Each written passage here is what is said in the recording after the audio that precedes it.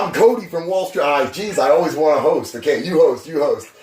Go ahead. I'm Anthony from Wall Street Breakdown. I'm Cody from Wall Street Breakdown. Can't forget that. Everybody knows this guy. Knows this guy's face. We're going to be looking at the week of Friday, October 20th. We're going to talk about all the main big stream media. Not big stream media. What is it? I don't know, man. You're just babbling. It doesn't matter. Let's take a look at what happened, right? So, what did we have first? First, we're going to look at Netflix's earnings. How was the earnings anyway? I thought Netflix's earnings actually weren't too bad. The earnings per share came in at 29 cents. That missed by 3 cents. So, I mean, like, the miss is not great. But I thought the earnings overall, the actual earnings call, was relatively good. There's not a whole lot of statistics from Netflix that you really need. What you're really concerned with is basically the amount of money they're outputting for like all the new programming and stuff that they put out and all the licensing fees that they end up paying. But we all know what that stuff is like well in advance. So like the things that we're really concerned with is subscriber growth. So subscriber growth beat domestically and internationally on the consensus, right? What the analysts thought was going to happen. So we got 850,000 domestic new Netflix subscribers and 4.4 million international new subscribers. So I thought that was really, really good. And not only that, but like the revenues at 2.99 billion, like they beat by 20 million, which, I mean, 20 million is 20 million, especially like the numbers like that, but it's up 30.6% year over year. So that revenue number is climbing. So all this company is still, I mean, I'm under the impression that this is still way overvalued. Like, I mean, if you guys watch my stuff, like licensed professional financial advisor, I would recommend that for all this stuff before we get into it. But like the Netflix stuff for sure would be something that would be completely off the table for me. Like I would not look at this personally. I think it's way overvalued. I think it moves around too much based on what people hope is going to happen. And a lot of the times that does work, right? Like we've bet on hope before. We've bet on hope with Amazon. We've bet on hope before and seen it pay off. But this marketplace that Netflix is in doesn't seem as difficult to penetrate as it did when Netflix was really building the business, because all these big companies with a lot of capital already and more connections than Netflix have and already make better content or more content or seem to be getting in it themselves. I don't know how long it's sustainable. It's expensive. So like I think it was at $196 or somewhere around there when earnings came out on Monday, but it ended the week like $194.16. So, I mean, Netflix is what it is. I mean, it's going to be overvalued until it really comes to fruition. But as of right now, like I think it's too overvalued for anybody's like portfolio to like get into it unless you like happen to pick it up in like an ETF or an index that you like buy. So you're getting a basket of stuff, right? But if you were to go out and get this on your own, I think this is I think it's way overvalued at this point in time. There you go. You get a little more candid on the podcast version. Right. Have you heard about this Bombardier Airbus deal that was been going on? Have I heard about it? You're my editor, and I've done a bunch of videos about it. I guess we could just talk. We could talk the whole deal if you want, as if it like what happened Monday and then how it like carried through. So, Airbus came in, and I mean, okay. So, Bombardier sold these jets, C-Series jets, to Delta, 75 of them. Boeing had a big problem with this because they were selling them under the actual cost to build these jets, right? So, like, there's like regulatory standards that they said that Bombardier was kind of infringing upon. The federal government of the United States got involved. They agreed with Boeing. They put some serious tariffs, 300% tariffs on these planes. And then this week, Monday, Airbus got involved in the C-Series program, just the C-Series program, not Bombardier as a whole company, but the C-Series program, which is these jets to Delta that we're talking about. Airbus ended up picking up 50.01% of that entire program. So basically become the majority owner now, right? The Quebec government, I think, has 19%, Bombardier has the other 31%. But that's a huge coup because that's a big company to come in and do this. And basically, throughout the week, what we heard from Delta and from Airbus, both was that they're going to circumvent these tariffs because they're going to have these C-Series planes go into their plant in Alabama as opposed to being made in Montreal. So it's going to be giving Americans jobs. So the complaint that Boeing basically had is going to be moot, or that's what people are saying. I mean, to see that come through, I'm not 100% sure if that's what's going to happen, but I mean, this is a real coup for Bombardier to get teamed up with a company like Airbus. And I mean, Boeing wasn't thrilled with this. Like, let's not get it twisted. Boeing came out and said, like, these are two highly leveraged companies that are, like, state subsidized. You know, they were not friendly about this. Boeing is not shy about coming out and, having a lot of brash talk about things. And good for them. I mean, they're still the industry leader. There's no question that even Airbus and Bombardier together are still not Boeing. There's just no way around that. But Airbus is huge in comparison to Bombardier. So what they bring to the table with this is on almost unlimited potential, a potential that Bombardier in and of itself, despite how good the C-Series plane might or might not be, did not have. They just did not have the pipeline to be able to push out the units that Airbus is going to do for them. So this story is going to go on for a long period of time, but it was a big one this week. It was a big one up here in Canada. It's a big one, I think, around the world. These are, when you talk about Airbus and Boeing, these are major international companies, right? Like the top two guys in aerospace. So I mean, that was a big story. That's going to continue on. I'm sure we're going to be talking about this in the future. There's no question about that. Okay, let's move on to Tuesday, October 17th. Now we got a good one here with scandal. Everybody likes that word, scandal. Yeah, there was Tuesday. I mean, Tuesday had a lot of stuff. We had good earnings on Tuesday as well. I'm sure we're going to get to that. But Kobe Steel out of Kobe, Japan. This wasn't the scandal part. The scandal had already happened. But I think this is when things really, really got interesting across the ocean. Because, this had happened this had been known for a while now that, like, they were basically shortchanging a lot of, like, the steel, the stuff they were making, the structural integrity of this stuff was not being as diligently looked at as the paperwork would lead you to believe. So they were doing this for over a decade, and accusations have come out that it maybe has happened even longer than a decade. I mean, companies like Nissan and Subaru and Honda and Toyota used Kobe Steel in, like, their vehicles and stuff. And these guys sell stuff. They sell load-bearing beams to people building high-rise apartments. So, this is a big deal. And, like, it shook up the steel industry, no doubt about it. But it was on Tuesday that the Department of Justice in the United States got involved.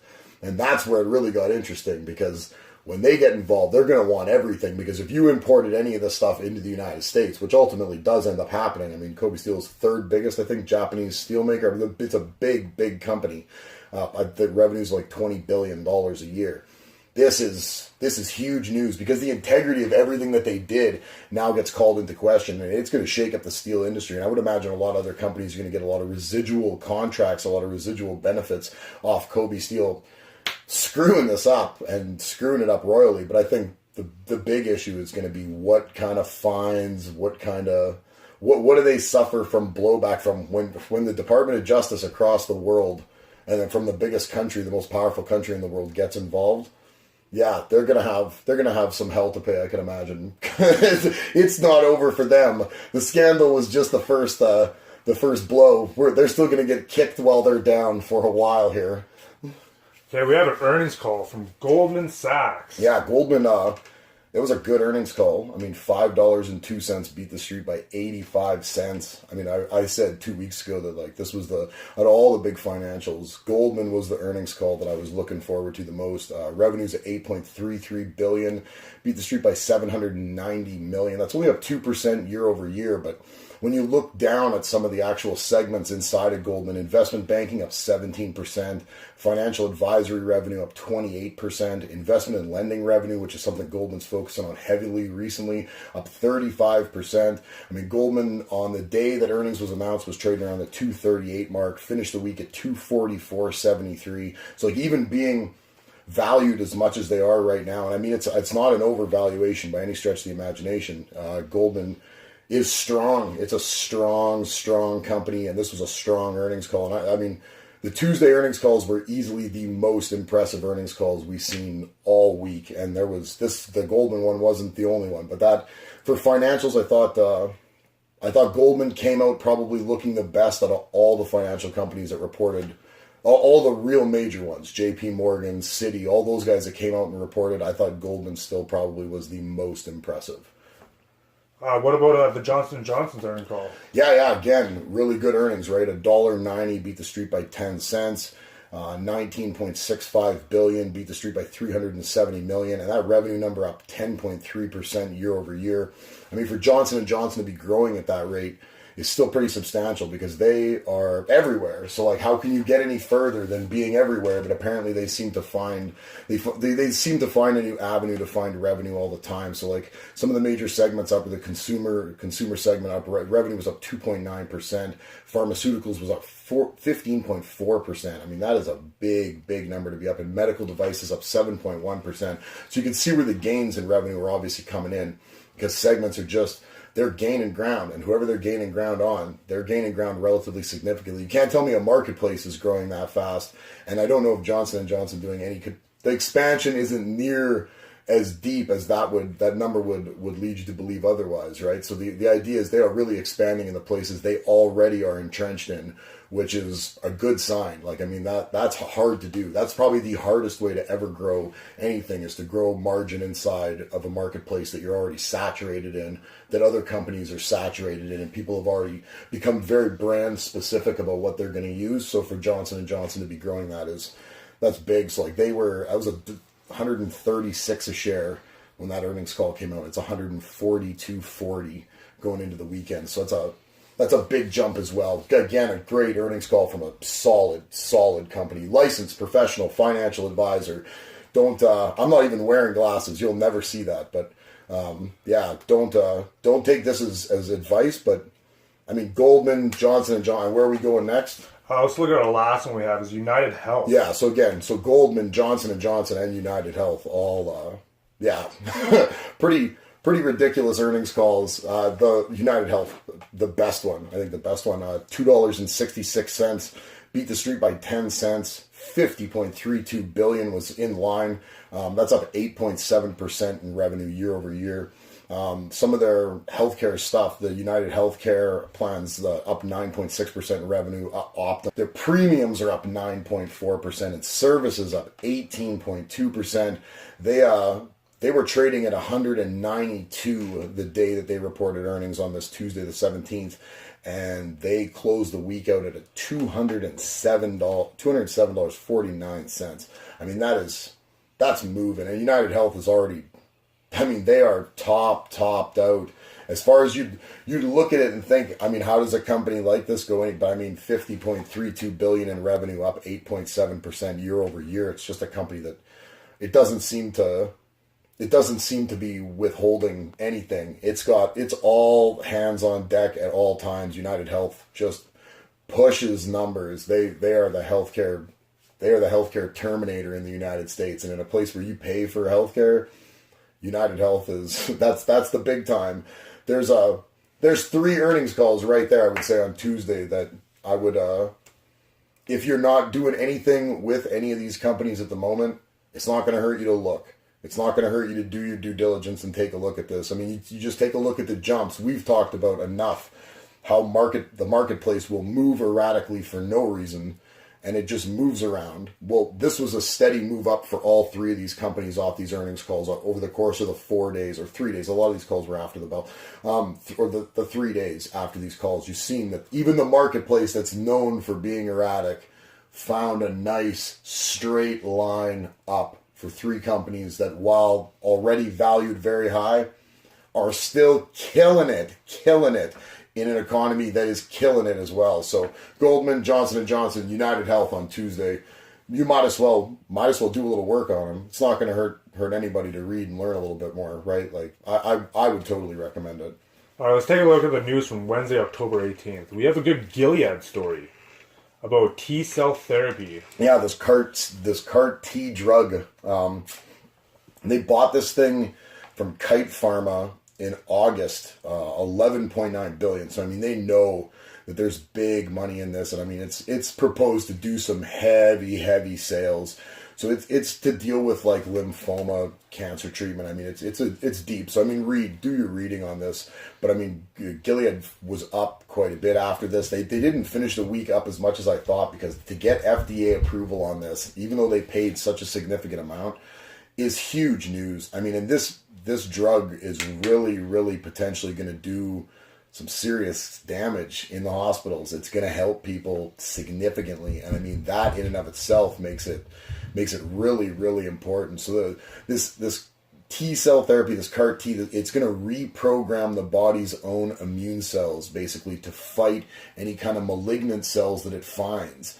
So this is unprecedented stuff. I mean, this is only the second of these CAR Ts that are actually out there, and this is the second generation version of one. So there's nothing before this that's the same thing. This is big moving news for Gilead. I think they're gonna find themselves potentially with a drug that's gonna be maybe paired up with a lot of other things.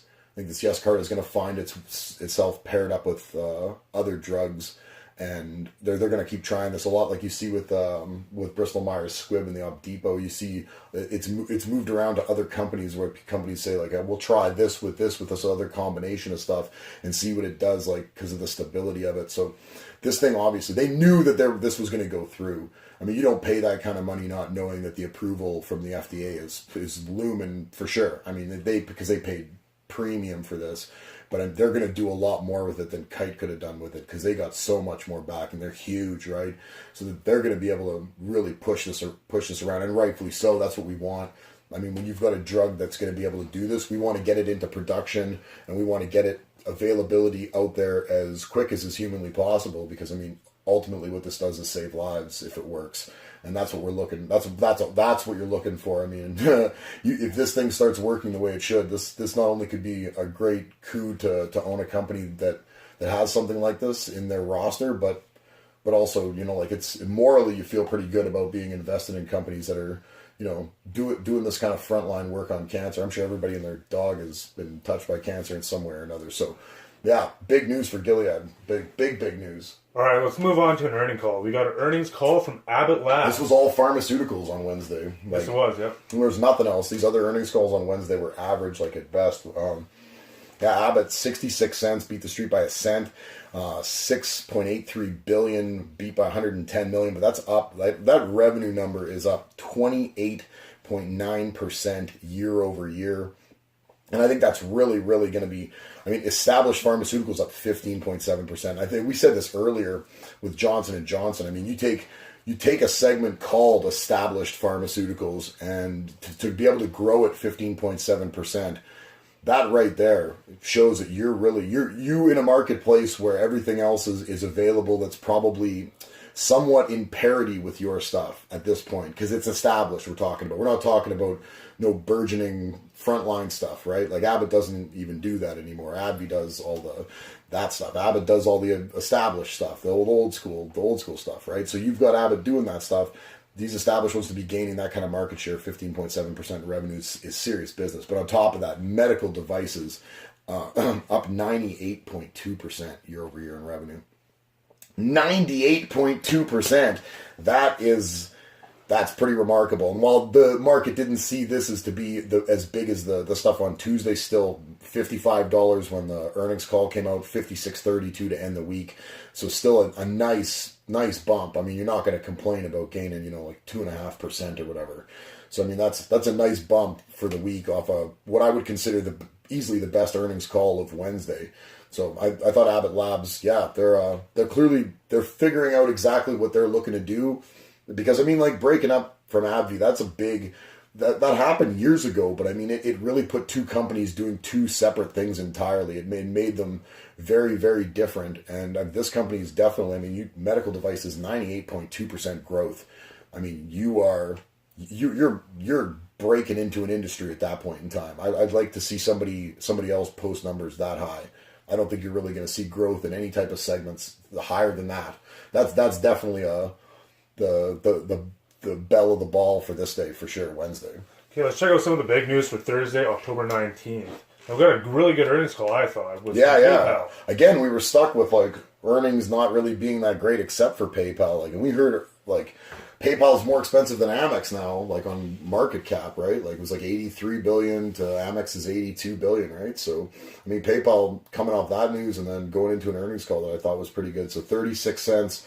Beat the street by 3 cents, 3.24 billion, beat the street by 60 million, but that's up that revenue number. That's up 21.3%. That is up a lot. That is a lot of revenue to gain for PayPal. But I mean, you can see it in the numbers because they added 8.2 million users and that brings 218 million active user accounts to PayPal, and the transactions were up 26%, and the payment volume up 29%. So again, another company that's valued really high already, that I think a lot of people looked at as like, when they seen them cross like the American Express line there and be actually more valued than American Express is. I think a lot of people maybe took a step back and thought, like, doesn't PayPal only kind of do one thing? And they hooked up with some company earlier this week. I can't remember who it was. It's a company that does like point of sale transactions in the United States, but they have over 2 million terminals in the United States, and they're going to start taking PayPal. So you can actually like use PayPal at like a retail, right? That's like, pretty cool. because That's PayPal's awesome. a pain in the, like we've talked about it, PayPal's a pain in the, it's a pain in the backside when you start dealing with all the fees and exchange rates and what you end up paying. And I mean, like, PayPal's a great system, and I like PayPal. Don't get me wrong, I do have to use it sometimes, but it does, because they're the market leader and kind of they're the only ones that do what they do on the level that they do it, especially because of their previous hookup with eBay. I think they're kind of, them and eBay are still kind of in the hip pocket of each other, as way more than other credit card companies could be.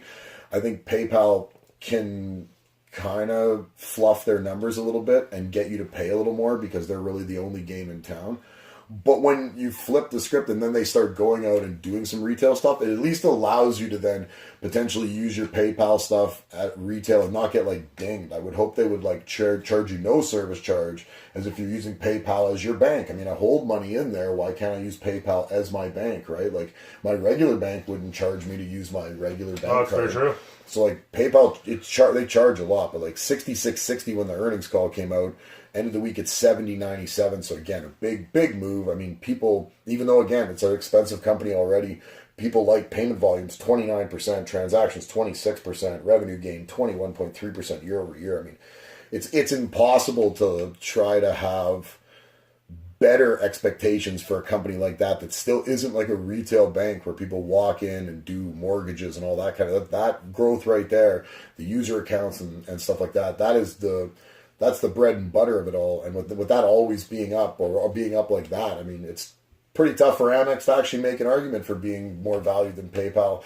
I don't know if I would necessarily be invested in PayPal because they're really, I don't know where they go from where they're at. They really do show me that they're moving. I mean, the percentages are significant. And again, going to retail at 2 million locations or whatever is significant. But I'm worried that a company this size already, that's been around for so long, that really only does one kind of thing specifically, has maybe made their market share just as big as it can get, right? So there's little growth. It's going to be a company that doesn't get it. There's probably not going to be a competitor that comes in and just takes the power from them. But I don't also think that I could see PayPal like blossoming into something significantly bigger than what they already are. Heck of an earnings call, though. I would definitely look into them. I mean, there's nothing wrong with looking into them and seeing what you think, because I've been wrong before, so I could definitely be wrong again. Oh, I highly doubt it. But we're looking at Amazon. We got two stories from Amazon, but let's first look at the Amazon headquarters story. So yeah, this Amazon headquarter thing ended on Thursday. There's a $5 billion project that Amazon's trying to build. There are 100 plus cities put in bids. Like I can imagine, it's going to be a big city. We're not going to get some small. I mean, my city here in Edmonton's got a bid in, but it's not going to be that. It's going to be a big statuesque kind of city, something that's going to be a draw.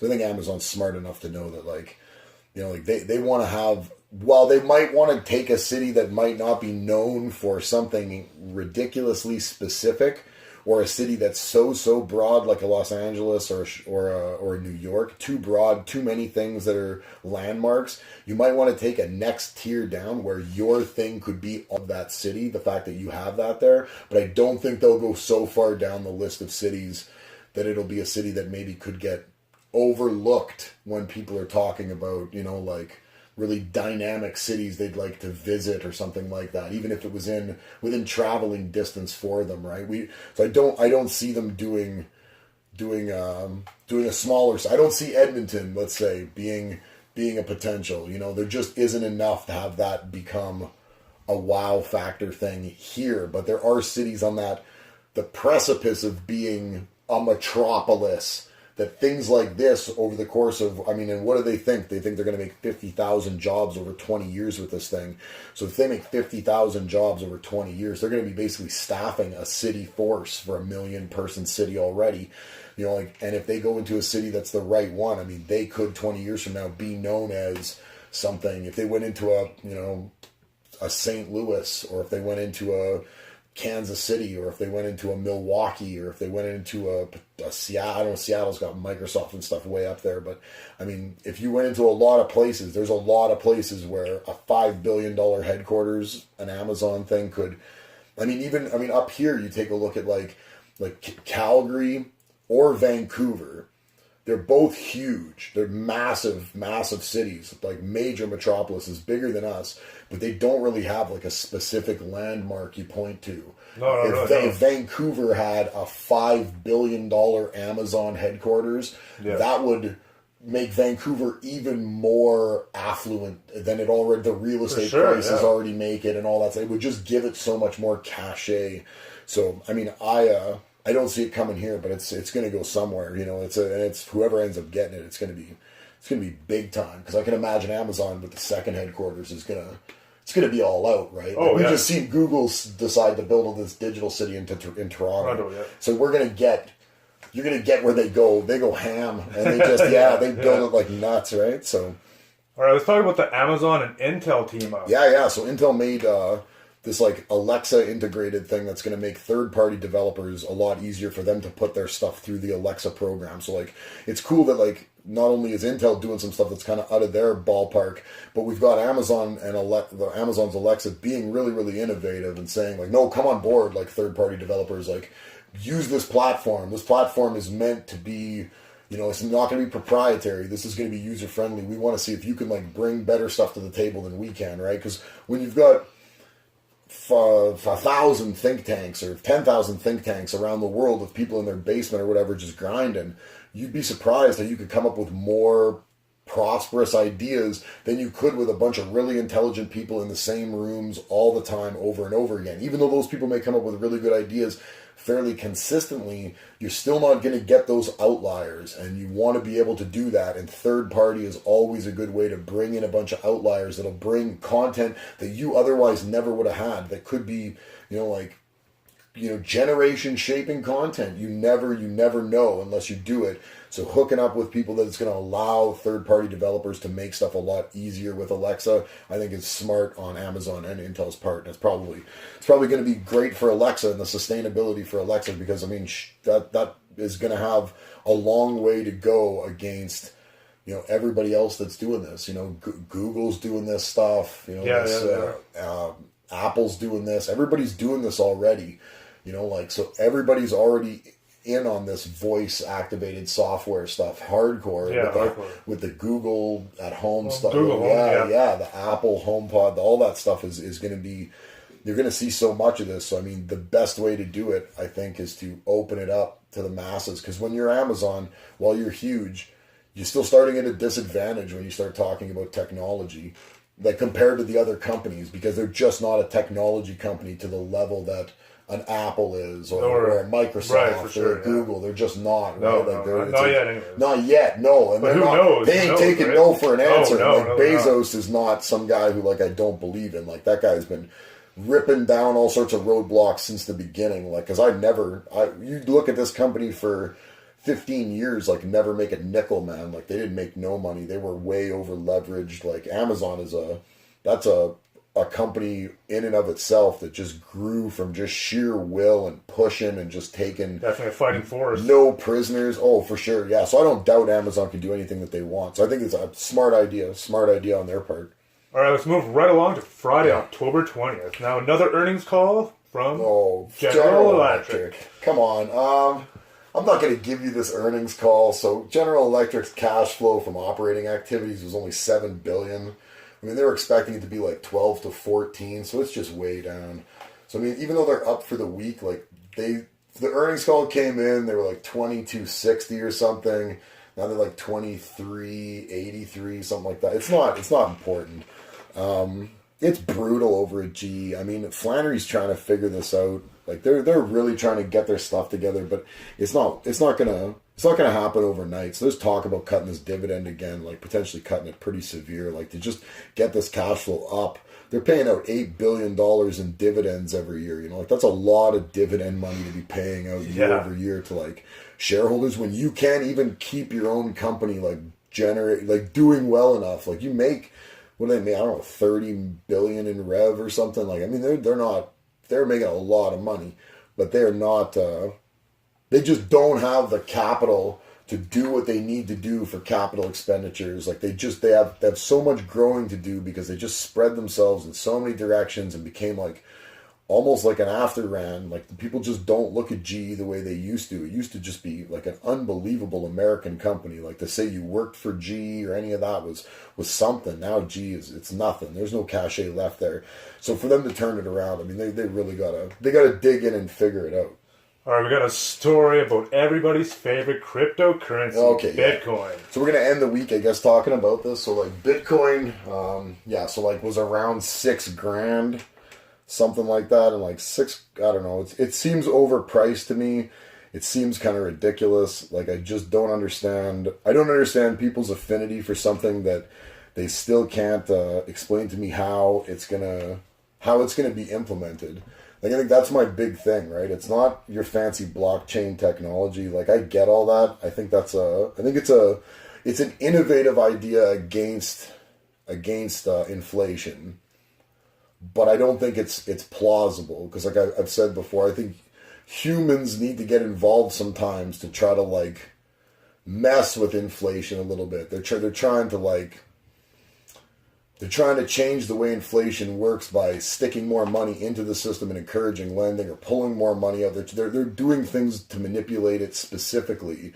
While it hurts their currency on an international level, it doesn't necessarily hurt things inside their own country, or not in the short term. I mean, we've seen that happen a bunch of times. Countries pull themselves out of, like recessions or borderline recessions by manipulating the interest rates, by changing how much currency goes into the market. But with this, the blockchain technology only lets so much currency in.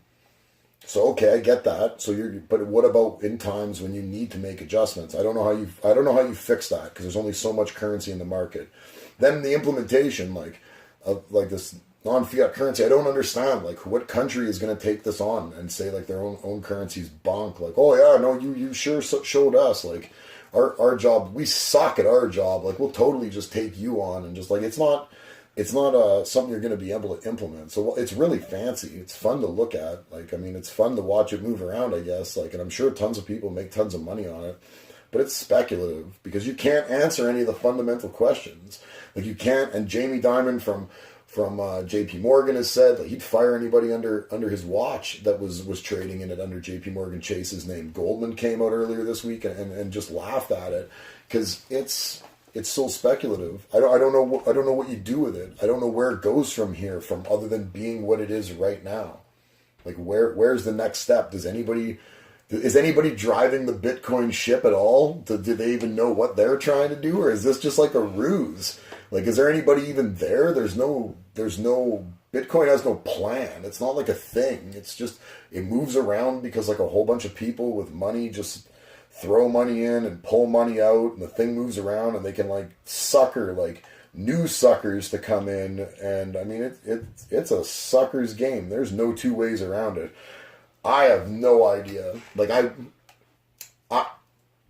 I would never advise someone ever to get into anything that doesn't make sense, where you can't tell me physically how this works, where you're just like, okay, but how does it work? Like, how do we make money? Like, that's what we're concerned with. I'm going to take this money and then I'm going to try to invest it in this company that's going to make money because they do X, Y, Z. Oh, okay, they do X, Y, Z. Well, that makes perfect sense. So now let's see how they execute X, Y, Z in comparison to their competitors. Oh, they execute X, Y, Z in comparison to their competitors really well, like, or very comparably well. So in any kind of like, any kind of improvement could put them over the top. But with this, where's the execution? How does it work?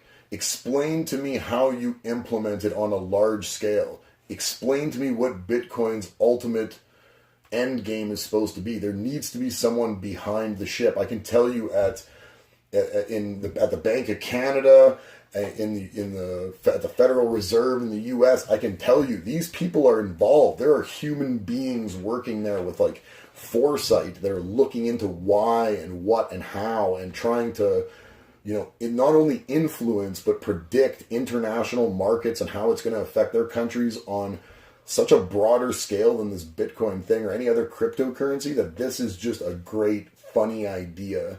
But the idea that it's actually going to be a currency one day is I don't know, it's a joke to me. I can't see it happening. I could be wrong. Things could change. But as of right now, not even close. Okay, before we go, so I know it's the weekend. I just want to talk earnings for next week. So earnings next week: Hasbro, Kimberly-Clark, McDonald's, Eli Lilly, Chipotle, Caterpillar, General Motors, Capital One, Coke, Las Vegas Sands, Visa, Amgen, Microsoft, Ford, Intel we talked about earlier, Hershey, Altria, Amazon we talked about, Mattel, Google obviously we talk about all the time, Merck. I mean, there is earnings. Next week is earnings.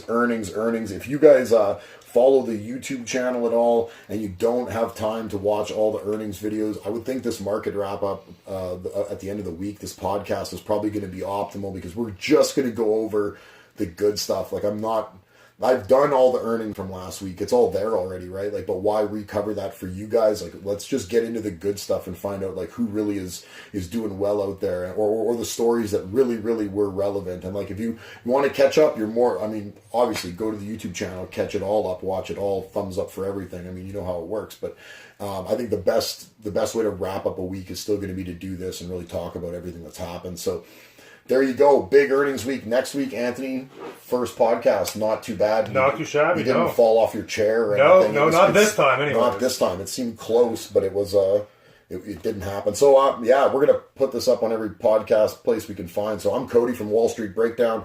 Visit us on the Facebook page.